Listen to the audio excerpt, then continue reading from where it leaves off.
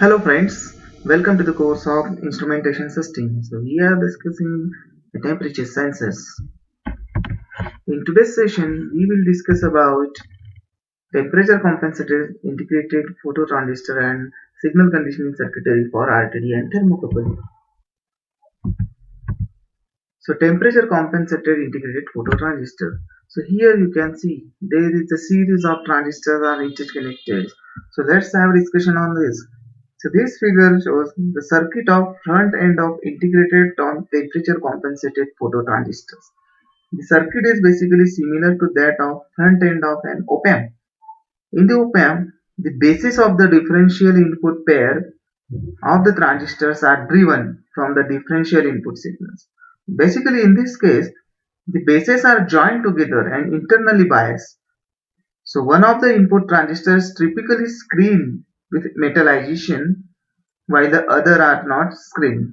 So this is here you can see to one of the transistor is provided with a window in order to receive the intensity of light. Okay, so that incident line from this window in the package can fall on the transistors, so which will then become a phototransistors, and the light intensity is then converted into electrical signal and then amplified. So because the input stage is different stage, it is temperature compensated. So due to these different transistor stages, it is treated as a temperature compensated. And current supply is typically from band gap regulators. As we had discussed in case of LM75, there is a silicon band gap temperature sensors, then over temperature protection. So similar to that, these type of phototransistors are falls into that category, and this type of structures you may have discussed in your subjects like integrated circuits. It's an integrated part of the op-amp as well. Okay, so this is about temperature compensated integrated phototransistors. Let's have a look of signal conditioning circuitries. So basically, the choice of sensor for specific application is determined by its transfer characteristics. But when a sensor generates an electrical signal, the signal often is either too weak or too noisy, or it contains undesirable components. So signal from a sensor usually has to be conditioned before it is fed into a processing device, that is a load. So signal conditioning nothing but, or we can say that signal conditioning refers to the modifications or changes necessary to correct for variation in the sensor input or output characteristics.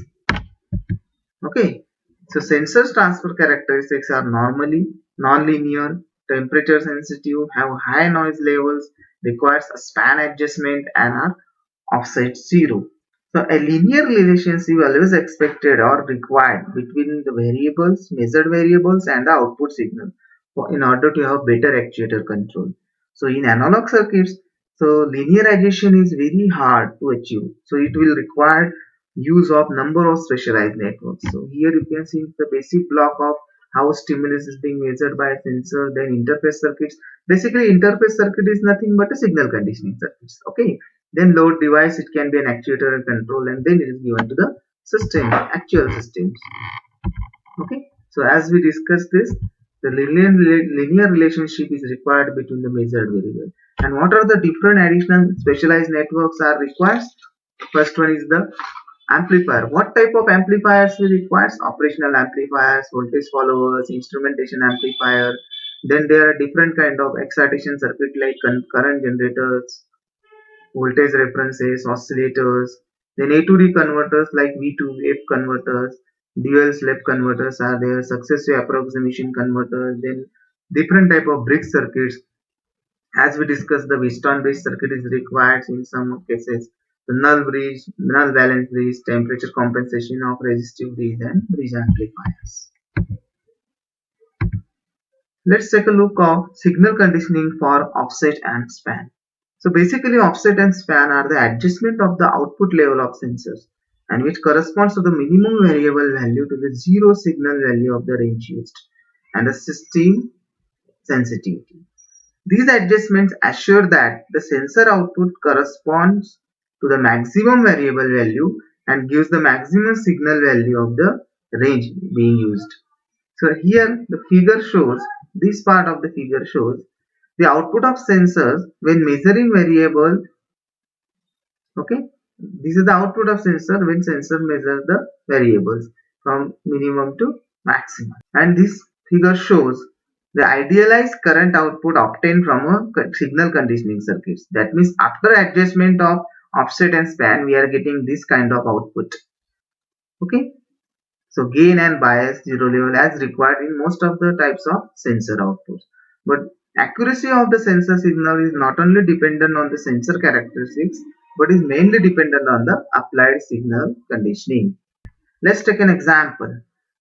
The output voltage from a sensor varies from 0.7 volt to 0.35 volt as the process variable varies from low to high over its measurement range. And however, the sensor output goes to the equipment that requires a voltage from 0 to 10 volt for the range of the variable.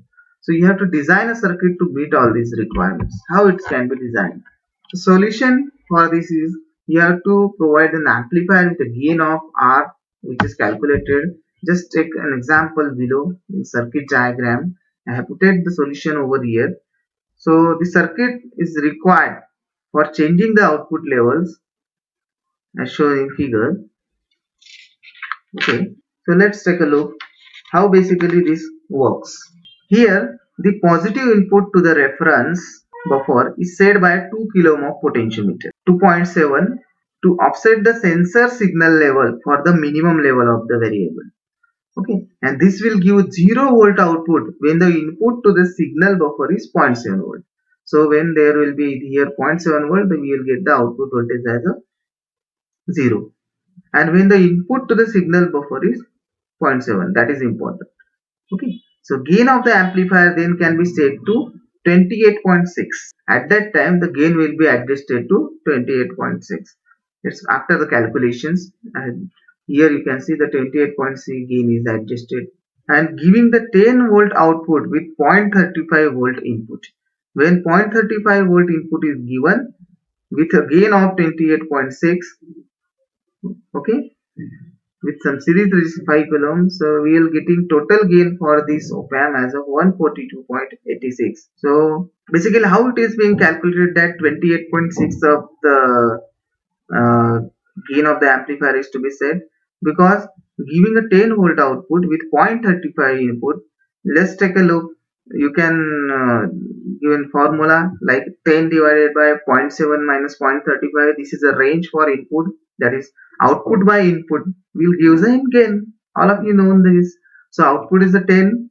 Okay, maximum output is a 10 and divided by input is a difference between the 0.7 to 0.35. So that's why we are getting a gain of 28.6, and that 28.6 is being multiplied with this resistance, that is 5 kilo ohm. So we are getting a value of resistance 142.86 kilo ohm for this op amp in order to set a gain of 28.6. So note that use of impedance matching buffers that would be used in instrumentation and signal inversion to accommodate the negative signal.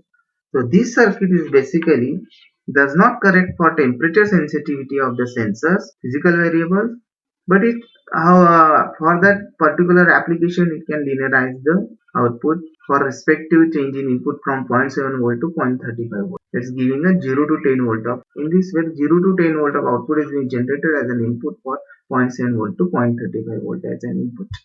Let's take a look of signal conditioning circuit for RTD, that is resistance temperature detectors.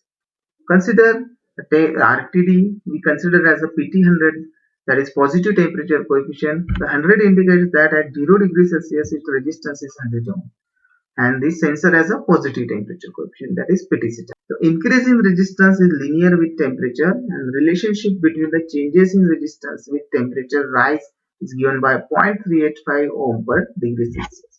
An equation to calculate the resistance at any temperature can be given as RT is equal to R0 plus 0.385 ohm, where RT is the resistance at temperature T degree Celsius, R0 is the resistance at 0 degree Celsius, that is 100 ohm for PT100. And once we know the current through the RTD, we can calculate the resistance across the RTD by measuring the voltage across the RTD in a circuit divided by a constant current flowing through it. Here The design of RTD circuit is shown. Here you can see the constant current ICS is given, which is must to be flown through the RTD so that we can measure the voltage across the RTD, then we can measure the resistance. As temperature changes, the value of resistance is changing. In order to calculate know the value of resistance across of this RTD, we are measuring the voltage across these 2 points, but for that, we are designing all this circuitry in order to flow a constant current through the RTD. So how to calculate the current flowing through this RTD, that is ICA? Basically, this I constant current is to be set for every particular sensors. So I constant can be calculated as V12, that is plus 12 volt supply, minus V reference, that reference is set through this.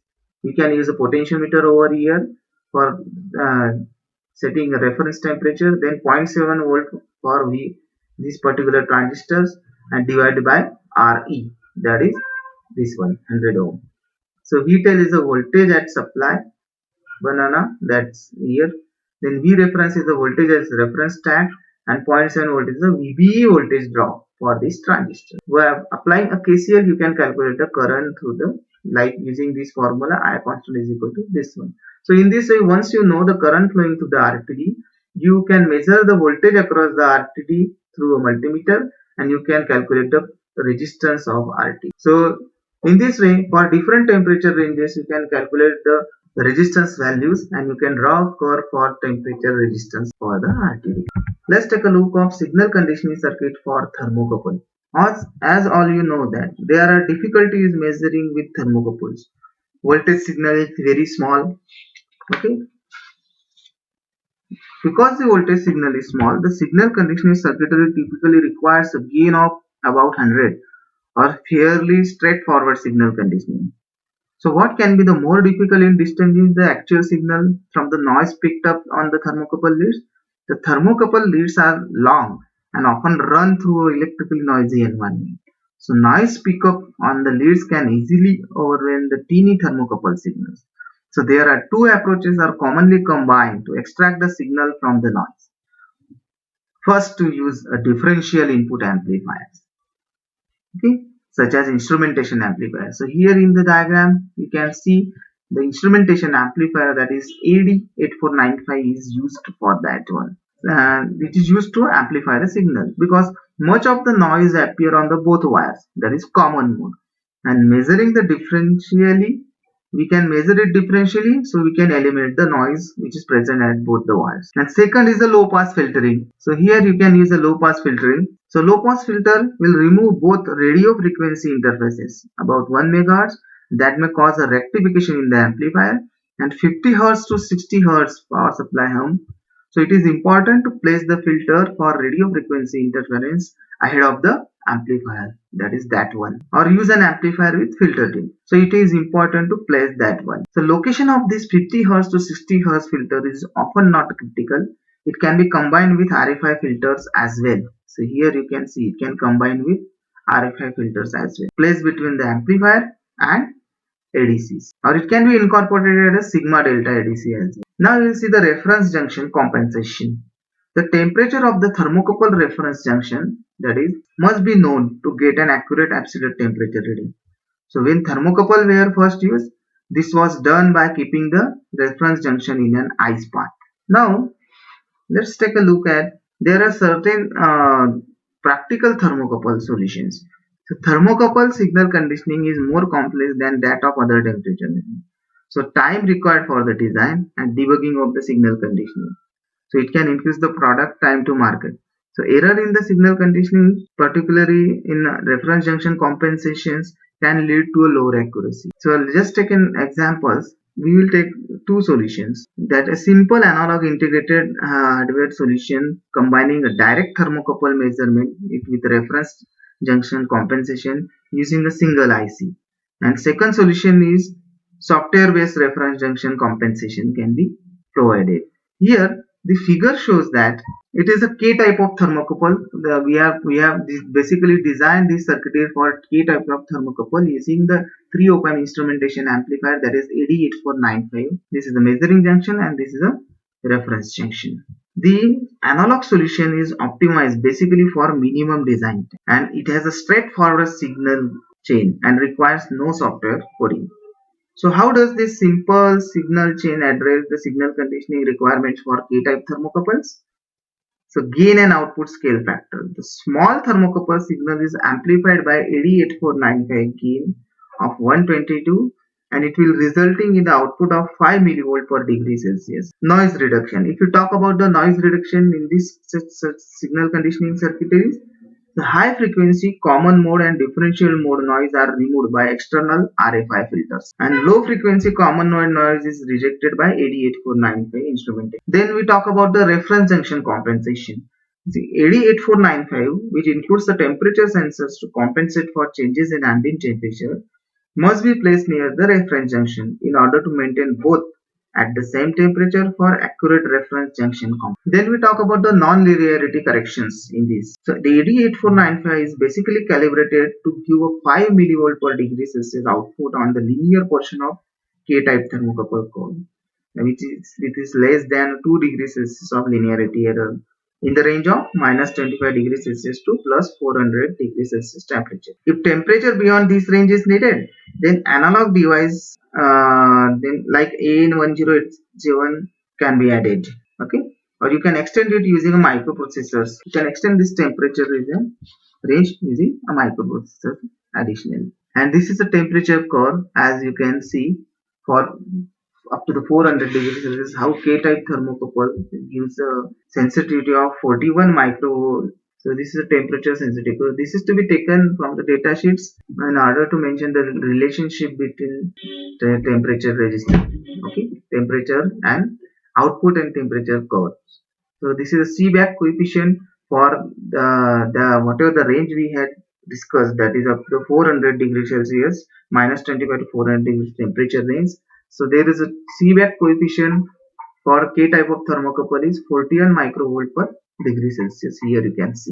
Now let's have more discussion on integral part of 848495 3 op amp instrumentation amplifier. Here the amplifiers A1, A2 and A3 and the registers are shown, which forms all these registers, and these three amplifier forms an instrumentation amplifier, and it will amplify the K-type thermocouple's output with a gain of appropriate to produce an output voltage of 5 millivolt per degree Celsius. And inside this box, it is indicated as a reference junction compensation. This one is an ambient temperature sensor, and with the measurement junction temperature held constant, for that the differential voltage from the thermocouple will decrease if the reference junction temperature rises for any reasons.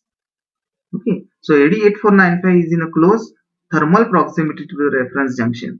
The reference junction compensation circuitry injects the additional voltage into the amplifier so that the output voltage will stay constant and thus compensating for the reference temperature change. Okay, and it will remove the noise and amplify the voltage appropriately. So whatever the earlier diagram we have seen here, this is 8495. This complete op amp amplifier is now integrated with three op amps, that is A1, A2 and A3 with these resistances. So thank you for watching for today's session. In today's session we had discussed about phototransistors, temperature compensated phototransistors, and again we had discussed about the signal conditioning, what are the different basic signal conditioning circuitries are required and why signal conditioning is needed for a sensors, and then we had discussed about signal conditioning circuit for RTD and thermocouples. Thanks for watching. We will have more discussion on humidity sensors and others in the next sessions. Thank you so much.